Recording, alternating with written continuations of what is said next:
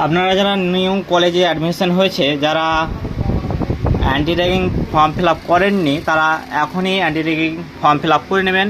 তো কি বলছে এখানে, anti ragging declaration two copy available in college website. অর্থাৎ যে কোনো জায়গা থেকে আপনি যদি anti ragging form fill up করেন, ফর্মটা ডাউনলোড করেন, সেখান থেকে হবে না। আপনাকে anti ragging form fill up যে কলেজে আপনি ভর্তি হয়েছেন সেই কলেজ থেকে করবেন। যদি আমি একটা অ্যান্টি র্যাগিং ফর্ম দেখাচ্ছি এবং ফিল আপের পদ্ধতিটা আপনাকে দেখাচ্ছি। আমি কালিয়াচক কলেজ যে অ্যান্টি র্যাগিং ফর্ম ফিল আপের প্রসেসটা দেখাচ্ছি এবং কি করে করবেন। এখানে দেখতে পাচ্ছেন অ্যান্টি র্যাগিং ফর্ম, এখানে নেম অফ স্টুডেন্ট, অর্থাৎ আপনি যে আপনার যেটা নাম রয়েছে এখানে আপনি সেটা ইনপুট করে দেবেন এই জায়গাতে। তারপরে ডটার, আপনি যদি মেয়ে হন তাহলে এখানে ডটার করে দেবেন, অযথা যদি পুত্র হন, আপনি ছেলে হন তাহলে সন করে দেবেন। সন লিখে আপনার গার্জেনের নাম লিখে দেবেন।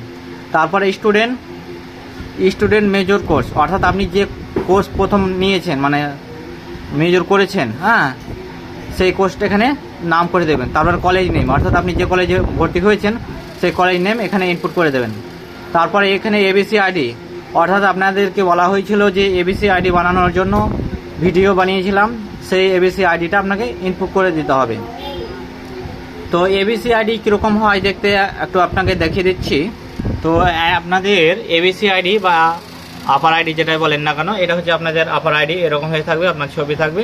এবং যেহেতু প্রাইভেসির জন্য দূর থেকে দেখাচ্ছি যাতে অসুবিধা না হয়। তো এটা হচ্ছে এবিসি আইডি এবং সেখানে এবিসি আইডি ওখানে লেখা রয়েছে। তো আপনি সেখান থেকে আপনি এই যেটা বললাম এখানে এবিসি আইডিটা ইনপুট করে দেবেন এখন, এবং এটাতে মোবাইল নাম্বার যে রয়েছে এই মোবাইল নাম্বারটা এখানে ইনপুট করে দেবেন। ইনপুট করার পর এখানে সম্পূর্ণ হয়ে গেলে কাজ এখানে নিচে চলে আসবে, এখানে ডেট দিয়ে দেবেন এবং নিচে প্লেস, অর্থাৎ আপনি কোন জায়গা থেকে করছেন সেই প্লেসটা এখানে অ্যাড করে দেবেন। অ্যাড করার পর এখানে full signature student with date, এখানে আপনার নাম লিখে নেবেন এবং যিনি রয়েছেন ক্যান্ডিডেট, অর্থাৎ তার নাম এবং ডেট সহ দিয়ে দেবেন।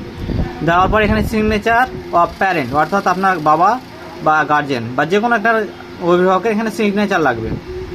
যদি সিগনেচার না থাকে তাহলে আপনি থাম ইমপ্রেশন, অর্থাৎ ফিঙ্গার মানে টিপ ছাপ দিয়ে দেবেন। এরপর এখানে দেখতে পাচ্ছেন full signature with seal with data verify, এটা কলেজে কর্তৃপক্ষ থেকে দিয়ে দেবে।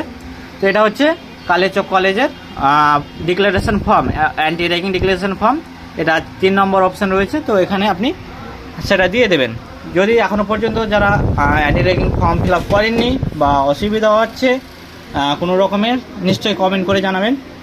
তো কোনো প্রবলেম হলে নিশ্চয়ই সঙ্গে সঙ্গে কমেন্টে রিপ্লাই দেওয়ার চেষ্টা করব যত দ্রুত পারা যায়।